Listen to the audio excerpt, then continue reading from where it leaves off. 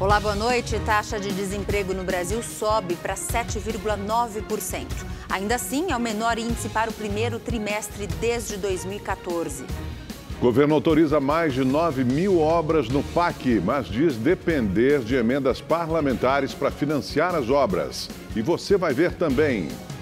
Polícia Federal faz operação contra esquema de desvio de verba do SUS, no valor de 1 bilhão e 700 milhões de reais. Dezenas de crianças aguardam leitos pediátricos em Pernambuco e saúde decreta situação de emergência. Mortes por ações da Polícia Militar disparam no primeiro semestre do ano e crescem 138% em São Paulo.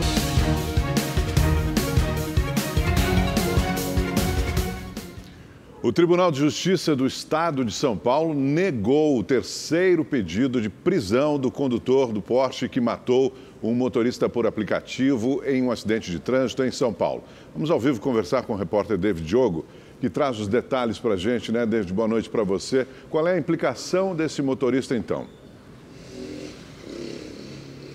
Boa noite, Augusto, Gabi e a todos que nos acompanham. Pois é, Augusto, o pedido de prisão preventiva contra o empresário Fernando Sastre de Andrade, filho de 24 anos, foi rejeitado pela Justiça, mas Sastre se tornou réu pelos crimes de homicídio doloso qualificado e lesão corporal gravíssima. Por enquanto, Fernando vai responder em liberdade. Se condenado, ele pode pegar aí mais de 20 anos de prisão. Vale lembrar que a Justiça tinha aplicado medidas cautelares a Fernando, que teve a CNH suspensa, também aí, né, a proibição de ele ficar próximo das testemunhas do caso, de deixar a cidade e o pagamento de uma fiança no valor de R$500 mil. Ele e a mãe dele, a Daniela Cristina Medeiros de Andrade, de 54 anos, que tirou o filho do local do acidente, tiveram que entregar os celulares para a Polícia Civil. Gabi? Obrigada, David. Boa noite para você. E a Polícia Federal deflagrou hoje, no Pará, uma operação que investiga crimes contra a administração pública, o Sistema Financeiro Nacional e lavagem de dinheiro.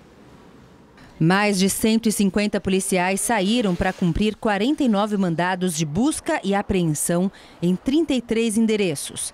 Ao todo, 42 pessoas são investigadas no Pará e em São Paulo. Segundo apurações da polícia, foram identificados indícios de crimes em licitações envolvendo recursos do Sistema Único de Saúde, o SUS. Além disso, a operação analisa também repasses de valores indevidos para servidores públicos de diversas prefeituras do Pará, com utilização de empresas de fachada.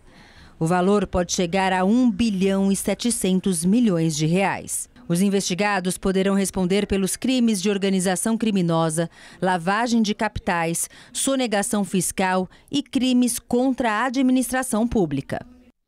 Em Pernambuco, a Secretaria de Saúde decretou situação de emergência pelo aumento de casos de doenças respiratórias.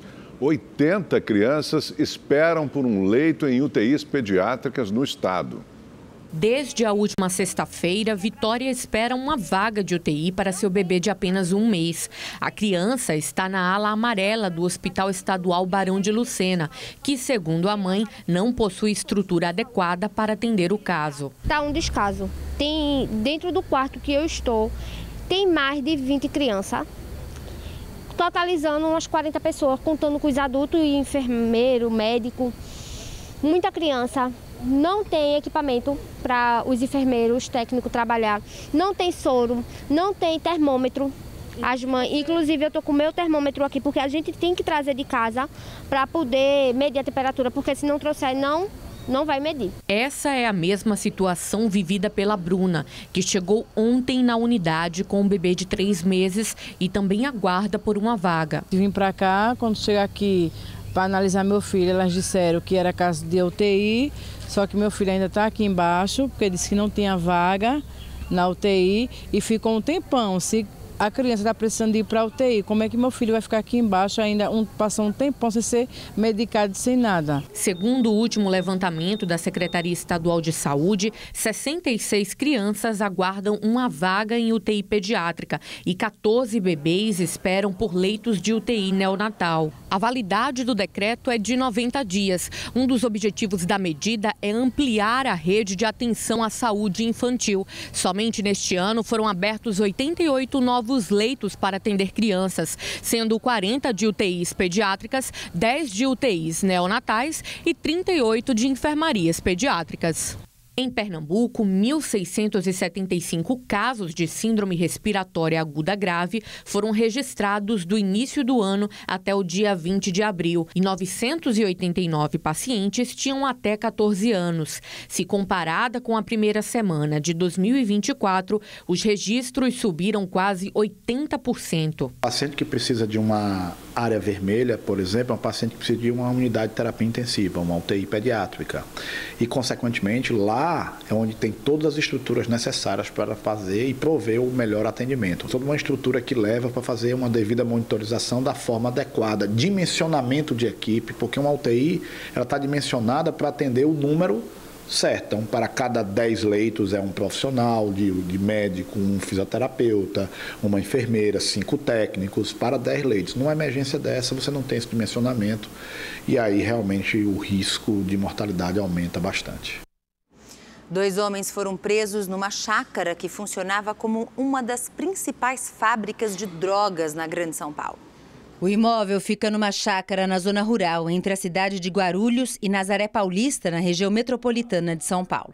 Segundo as investigações, o local servia de centro de produção e distribuição de entorpecentes para a capital paulista.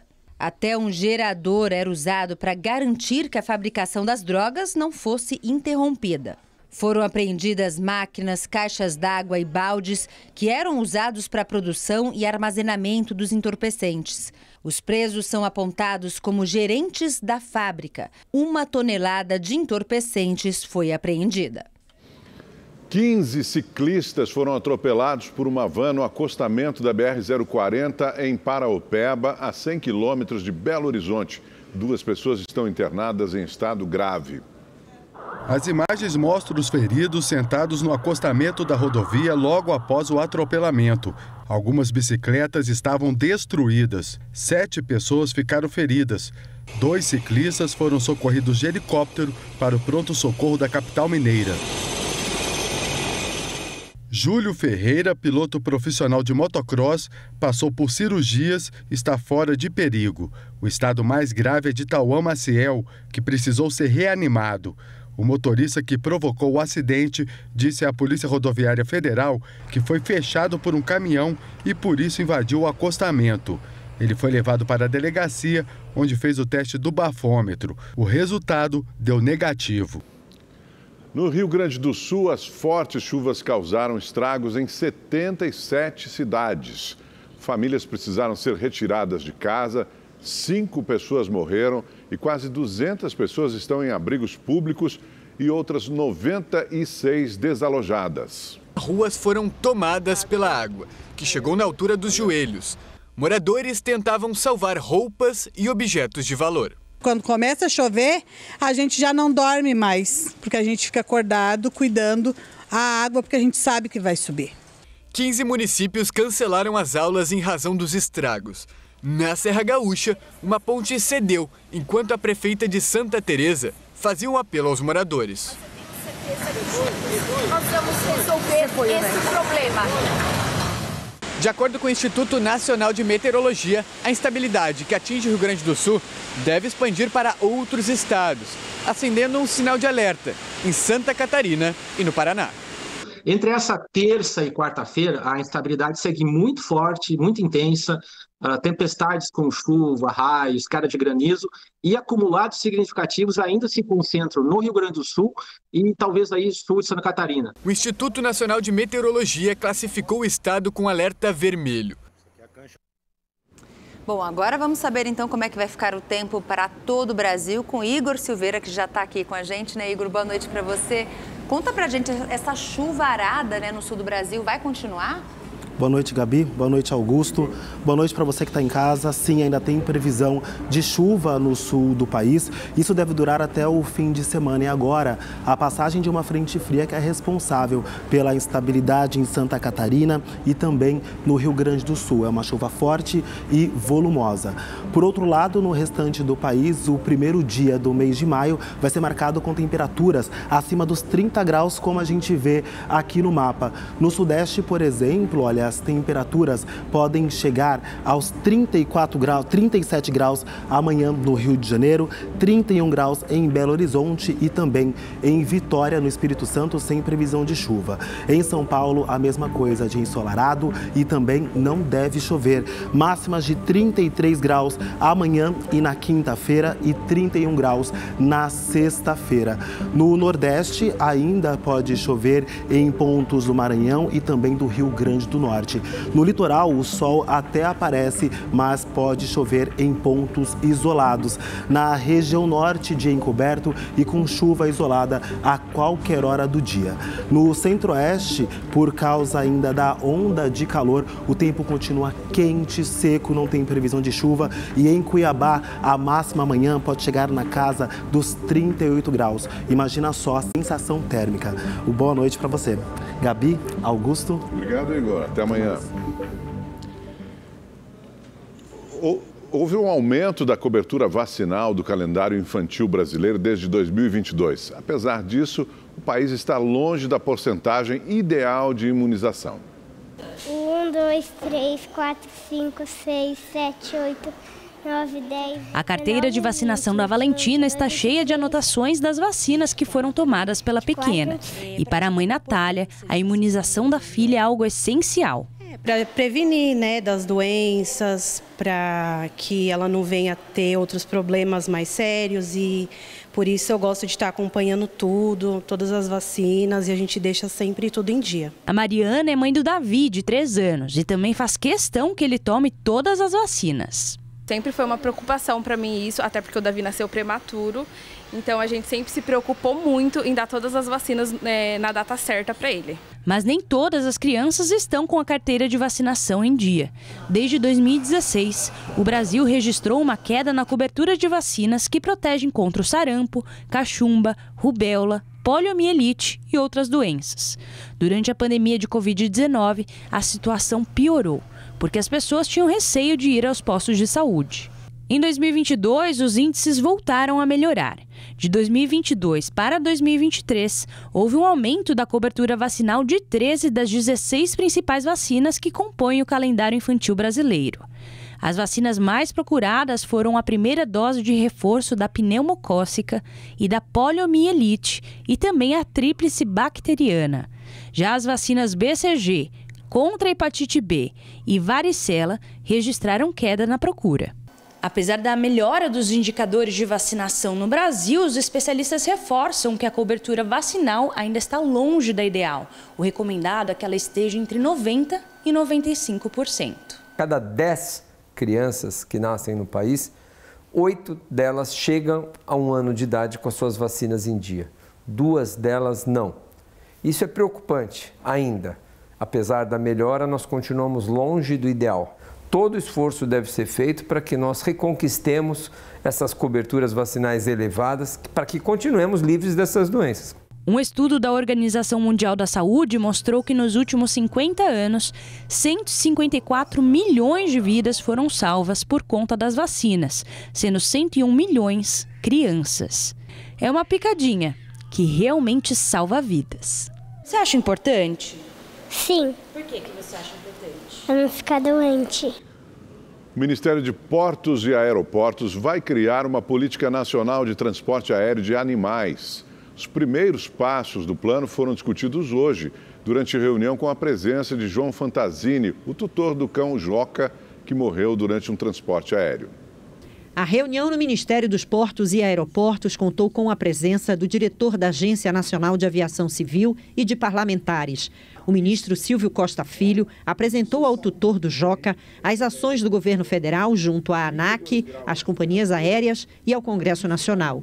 As autoridades prometem providenciar melhorias no transporte de animais e aprovar a Lei Nacional do Transporte Aéreo de Animal. A gente vai transformar, sem dúvida alguma, o nosso lamentável episódio do Ijoca, né, numa grande política nacional de proteção animal, mas sobretudo na aviação que dê conforto a todos os animais que vão ser transportados no Brasil. Eu queria muito agradecer pelo apoio e por tudo que vocês vêm fazendo pelo Joca, nessa mobilização que foi feita no governo para que isso mude toda a forma de transporte de cachorros e animais. Após a morte do Joca, a companhia aérea Gol suspendeu por 30 dias o transporte de animais no porão das aeronaves.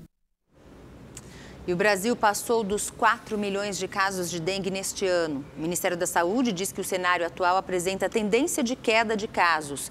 O repórter Marcos Amoroso acompanhou o último balanço divulgado pelo Ministério e tem os detalhes para a gente, né, Marcos? Boa noite para você. Boa noite, Gabi, Augusto e a todos que nos assistem. Segundo o painel de herboviroses do Ministério da Saúde, o Brasil tem hoje 4.176.000 casos da doença, com 2.073 mortes confirmadas e outras 2.291 em investigação. A secretária de Vigilância em Saúde e Ambiente, Etel Maciel, afirmou que o cenário epidemiológico da dengue no Brasil como um todo é de estabilidade, seguindo para a redução.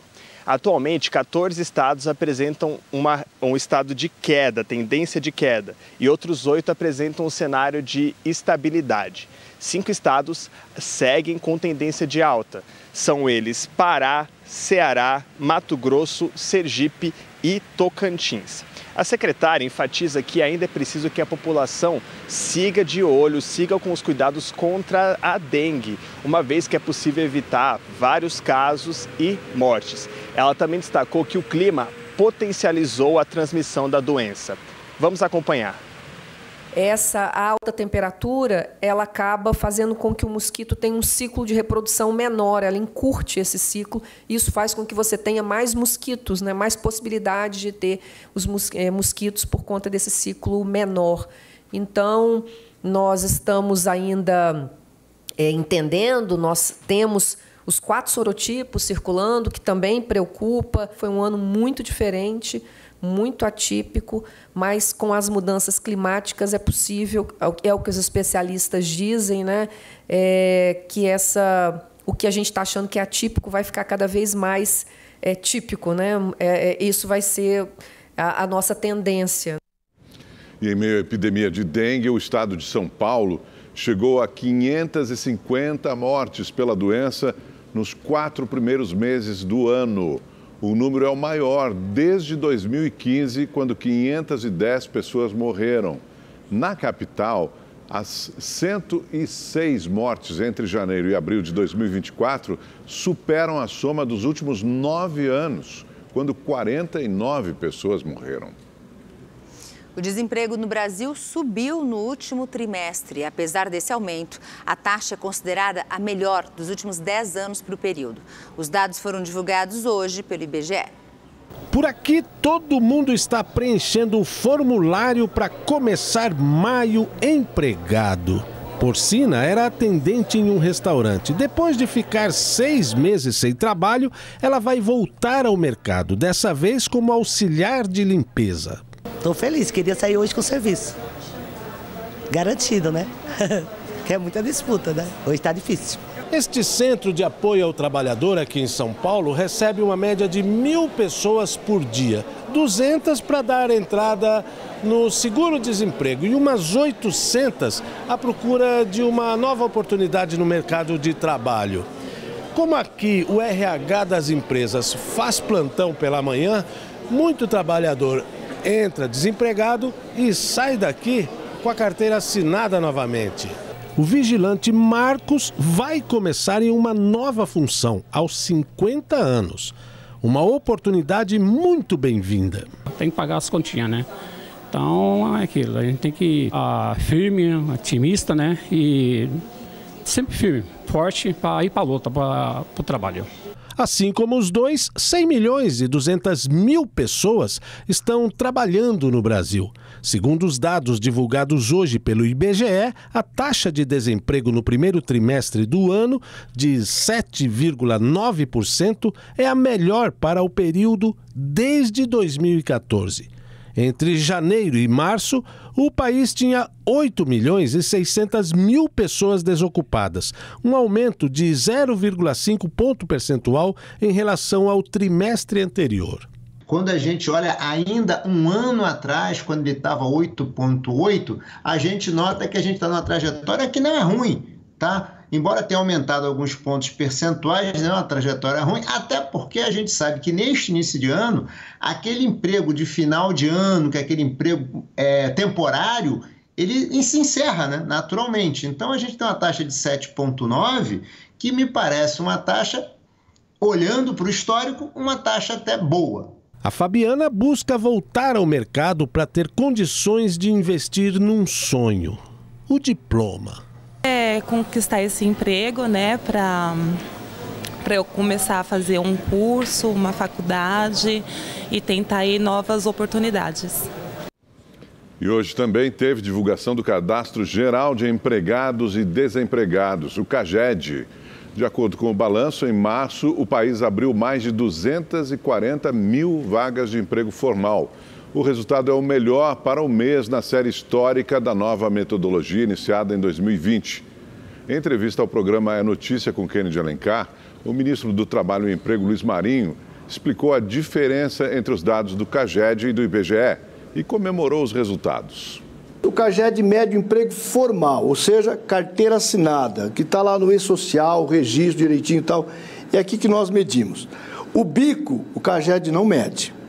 Né? Quem faz um bico informal, que não tem registro em carteira, aqui o CAGED não mede. É medido pelo IBGE, que mede taxa, ele é considerado empregado, mas ele não é considerado emprego formal. O CAGED mede emprego formal, quem tem carteira assinada, bonitinho ali.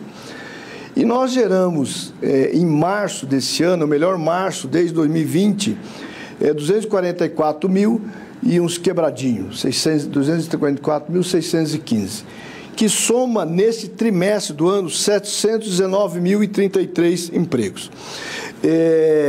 34% superior aos 3 meses do ano passado. Um crescimento importante. Esperamos que abril repita março e venha maio, venha junho, enfim. A entrevista completa você vai ver nesta quinta-feira, às 11h45 da noite. Bom, e a gente fala agora com Kennedy Alencar, ao vivo, diretamente de Brasília. Kennedy, boa noite para você. Kennedy, é possível traçar aí semelhanças, né, com os protestos que ocorreram nos Estados Unidos na virada dos anos 60 para 70 do século passado contra a guerra do Vietnã e essas manifestações dos estudantes americanos agora, né, contra a guerra em Gaza? Olá, Gabi, boa noite para você, para o Augusto, para quem está nos assistindo. Gabi, há paralelo, sim, entre os protestos ali na virada dos anos 60 para 70, 67, uma enorme marcha em Washington, 68, uma enorme manifestação em Nova York, com os protestos que estão acontecendo agora nas universidades americanas em relação à guerra de Gaza. Naquela época, nos anos, final dos anos 60, 70, vieram à tona os papéis do Pentágono, que mostraram os horrores que o exército americano cometia, os massacres de pequenos aldeões lá no Vietnã. E a gente está vendo o mesmo acontecer em Gaza, com o exército de Israel massacrando a população civil.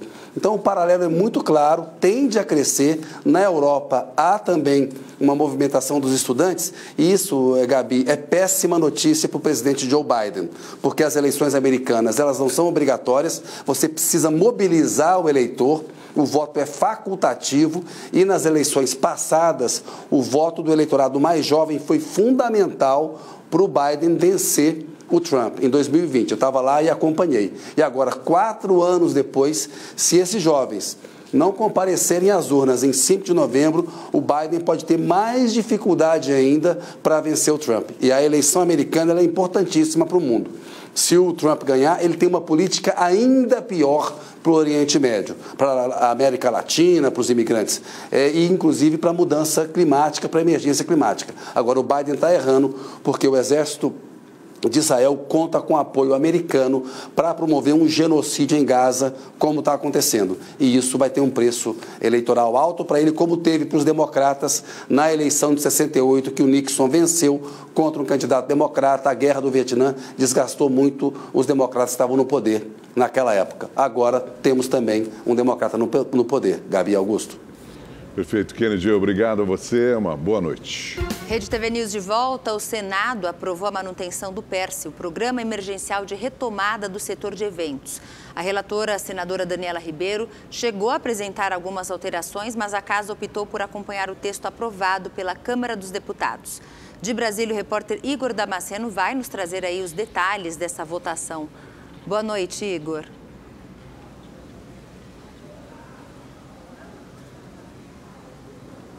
Oi, Gabi, boa noite a você, também ao Augusto, boa noite a todos que nos acompanham. Com a aprovação do PERSE aqui no Senado, a tramitação no Congresso fica então concluída e o texto segue para a sanção do presidente Lula. A relatora, a senadora Daniela Ribeiro, disse que o governo federal se comprometeu a não vetar nenhum trecho do texto que foi aprovado aqui no Senado agora há pouco.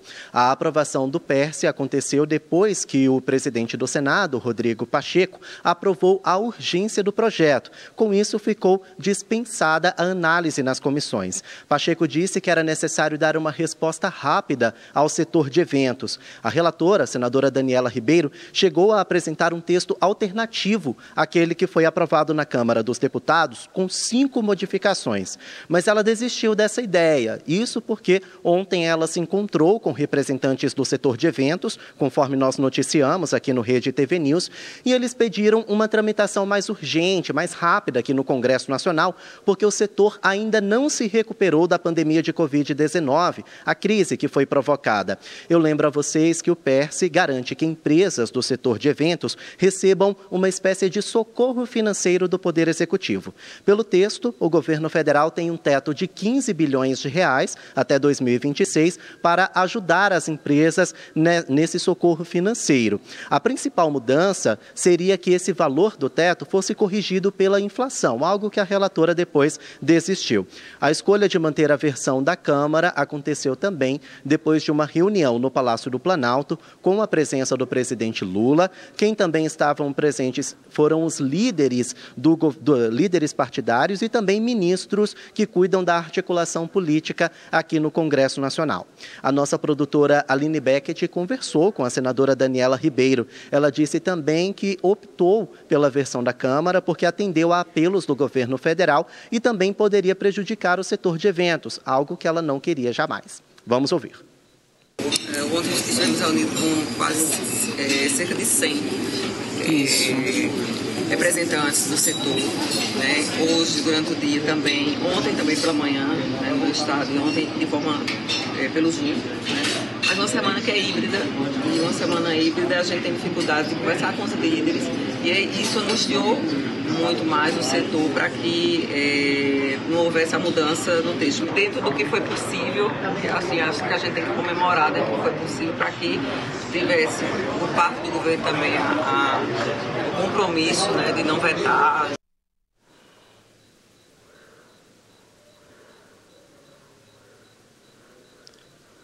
Bom, e ainda na sessão de hoje, o presidente do Senado, Rodrigo Pacheco, adiou para a semana que vem a votação da proposta de emenda constitucional que ficou conhecida como PEC do Quinquênio. O texto concede um adicional ao salário dos servidores do Poder Judiciário e do Ministério Público Federal. Seria um reajuste de 5% para cada 5 anos de serviço. Agora, essa votação deve acontecer na próxima terça-feira. Voltamos ao estúdio. Perfeito, obrigado, Igor. E vamos voltar ainda em Brasília para conversar mais um pouco com o Kennedy Alencar. Deixa eu aproveitar você com mais uma questão, então, Kennedy. Na semana passada, o governo teve dificuldades na Câmara, né, do Arthur Lira. E nessa semana parece que os problemas mais graves são no Senado de Rodrigo Pacheco. Como é que o governo vai atravessar mais essa turbulência, Kennedy? Olá, Augusto. Um prazer continuar aqui com você e com a Gabi para mais uma entrada. Augusto, como a gente viu aí na reportagem do Igor, a coisa andou complicada ontem e hoje para o governo lá no Senado. Eu conversei com a senadora Daniela Ribeiro, ela foi muito pressionada a mudar o texto, porque os senadores estavam muito insatisfeitos com uma entrevista que o ministro da Fazenda, Fernando Haddad, deu no final de semana para a Folha de São Paulo, na qual o Haddad não falou nenhuma bobagem. Ele disse que é preciso que o Congresso também tenha responsabilidade fiscal. Mas aí a carapuça serviu ali e o presidente do Senado, Rodrigo Pacheco, ameaçou uma retaliação. Como é que o governo vai resolver, Augusto? O Haddad entrou em campo, conversou com a senadora, conseguiu costurar um projeto que manteve o texto da Câmara, porque se houvesse uma modificação, teria que voltar para a Câmara, isso ia demorar, também atende o setor. Ela acabou achando que seria a melhor solução e operou isso com o Haddad. O Lula deverá se encontrar com o Rodrigo Pacheco, é o exemplo do que ele fez com o Arthur Lira há cerca de uns 10 dias. Recebeu o Arthur Lira para uma conversa lá no Palácio da Alvorada. O Lula também vai fazer um gesto nesse sentido para o Rodrigo Pacheco, prestigiar o presidente do Senado. O governo conseguiu adiar aí a votação do quinquênio, está avançando na questão do DPVAT, que pode dar uma receita extra. É aquela história, a gente vive um parlamentarismo, um semiparlamentarismo, um semipresidencialismo, no qual o Congresso quer o bônus, mas não quer o ônus. O Haddad e o Lula têm que se equilibrar. O próprio Lula disse, como falou para a gente na semana passada, que ele precisa mais do Congresso do que o Congresso dele. Mas é muito difícil isso, porque se o Congresso quer mais poder com as emendas parlamentares, quer participar mais do orçamento, também tem que ter mais responsabilidade fiscal, como tem o Executivo. Não dá para querer só ganhar e não dividir as responsabilidades. Mas o Haddad e o Lula estão em campo, parece que a coisa vai se acalmar e haverá esse encontro do Lula com o Pacheco em algum momento. Augusto e Gabi, boa noite para vocês. Certo, Kennedy, boa noite e obrigada mais uma vez. O ministro da Casa Civil, Rui Costa, pediu que parlamentares apresentem emendas ao orçamento para ajudar a viabilizar obras do Programa de Aceleração do Crescimento. Rui Costa explicou que mais de 3.000 municípios já foram atendidos pelo PAC Seleções, categoria em que estados e municípios indicam obras prioritárias. Segundo o ministro, são 23 bilhões de reais em investimentos. E o número pode crescer, porque 9.285 projetos foram habilitados pelo governo, mas ainda dependem de recursos. São projetos que preencheram os pré-requisitos de serem atendidos, mas não tínhamos recursos suficientes no orçamento da União para atendê-los. Mas nós colocamos na categoria de habilitado para que os senadores, os deputados, através de emendas de bancada, emendas de comissão, emendas de relator, emendas individuais, enfim, possam abraçar essas propostas e, eventualmente, colocá-las como selecionadas através de emendas. E nós daremos o tratamento como se do PAC ela fosse, dando a total prioridade e colocando no rol das obras do PAC. Segundo o ministro, são mais de 3.700 obras na área da saúde, 3.500 na educação e 2.000 em esportes, todas do PAC Seleções. O novo PAC foi lançado em agosto passado e prevê 1 trilhão e 700 bilhões de reais em investimentos até 2026.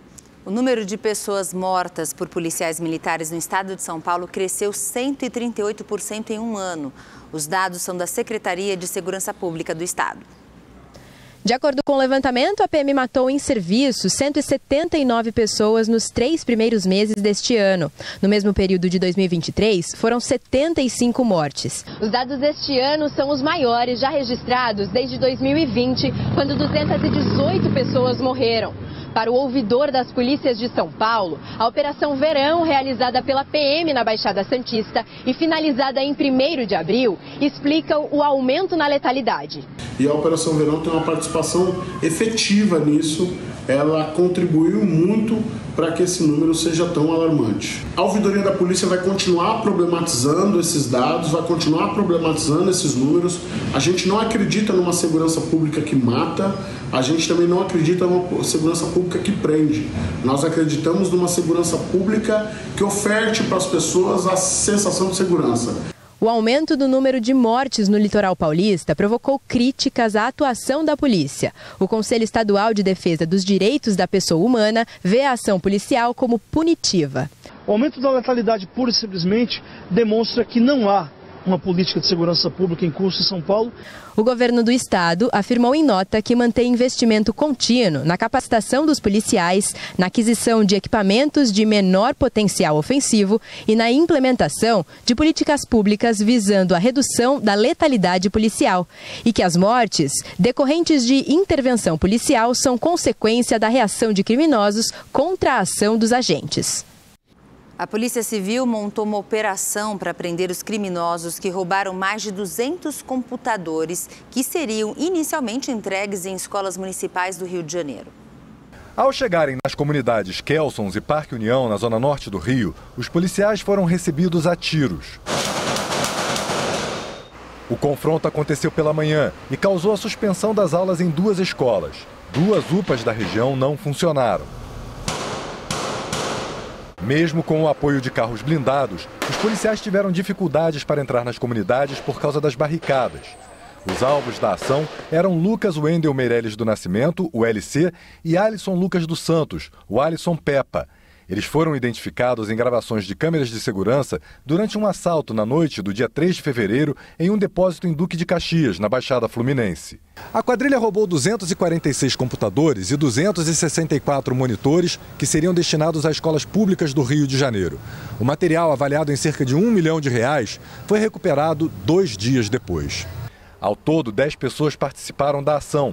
A polícia ainda tenta identificar os outros criminosos. Lucas e Alisson não foram encontrados na operação de hoje. Informações, sim, é que o alvo estava no local e na chegada houve forte resistência, diversos disparos efetuados por traficantes, né? Inclusive houve uma dificuldade grande de tirada das barricadas, já que eles efetuavam disparos exatamente no sentido em que estavam colocadas as barricadas. Então, houve uma dificuldade justamente para que nenhum policial fosse ferido. No Ceará, a Polícia Militar apreendeu 51 fósseis em pedreiras de calcário durante investigações para prevenir crimes ambientais. A coleta foi feita na zona rural de Nova Olinda e Santana do Cariri, uma das regiões mais ricas do mundo em petrificações. Os fósseis foram entregues para estudo no Museu de Paleontologia do Estado. O mercado financeiro manteve estável a projeção de inflação, PIB e Selic para 2024.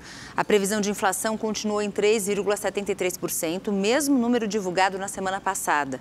A meta de inflação para este ano é de 3%, com intervalo aí de tolerância de 1,5 ponto percentual, podendo chegar a 4,5%. Já a estimativa para o Produto Interno Bruto permaneceu em 2,02%.